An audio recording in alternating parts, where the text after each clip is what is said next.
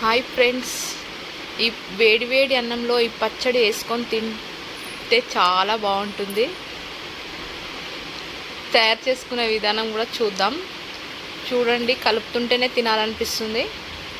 కమ్మటి చింతపండు పచ్చడి.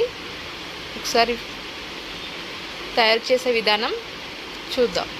సూపర్ టేస్ట్గా వచ్చింది పచ్చడి.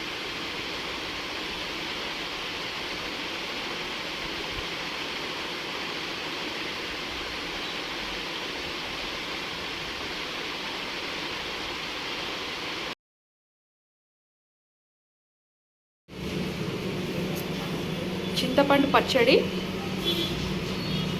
నోరు బాగాలేనప్పుడు ఇలా చేసుకుంటే చాలా బాగుంటుంది. పుల్లగా ఉంటుంది, టేస్ట్ సూపర్ ఉంటుంది.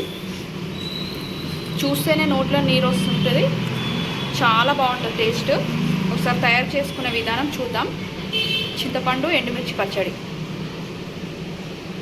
ఇప్పుడు చింతపండు పచ్చడికి చింతపండు కొద్దిగా తీసుకోవాలి. ఒక నిమ్మకాయ సైజు కంటే కొంచెం ఎక్కువ. ఇది నానబెట్టుకోవాలి ఒక 10 నిమిషాల ముందే. ఒక చిన్న ప్యాన్ పెట్టుకొని అందులో కొద్దిగా ఆయిల్ వేసుకోవాలి.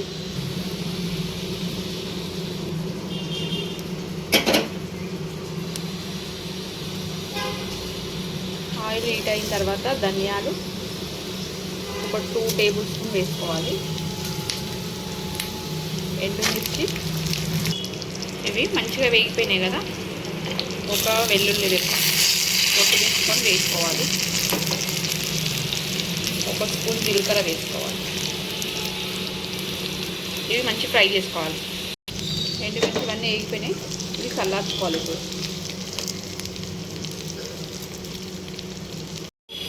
ఎండుమిర్చి చల్లగా అయిపోయింది కదా, మిక్సీ జార్లో వేసుకున్నాం. ఇది మొత్తం వేసుకొని మంచిగా పొడి కొట్టుకోవాలి.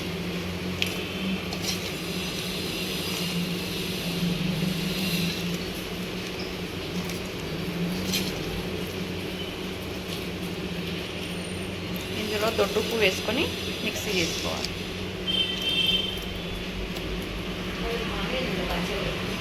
ఇది మొత్తం ఇలా మిక్సీ అయిపోయింది కదా,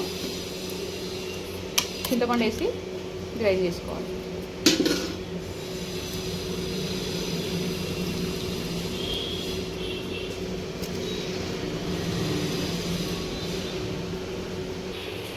ఇది మొత్తం గ్రైండ్ అయిపోయింది కదా, ఇప్పుడు ఒక చిన్న బెల్లం ముక్క వేసుకోవాలి. పులుపుని బ్యాలెన్స్ చేస్తుంది. ఇది మొత్తం గ్రైండ్ అయిపోయింది. ఇప్పుడు తాలింపు పెట్టుకున్నాం. అదే ప్యాన్లో ఆయిల్ వేసుకోవాలి. తాలింపుకి ఆయిల్ కొంచెం ఎక్కువ వేసుకుంటేనే బాగుంటుంది తొక్కులు.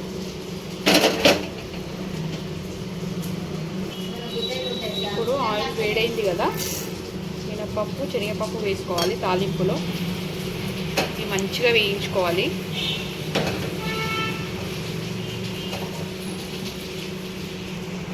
ఇప్పుడు వేగింది కదా, జీలకర్ర ఆవాలు వేసుకోవాలి.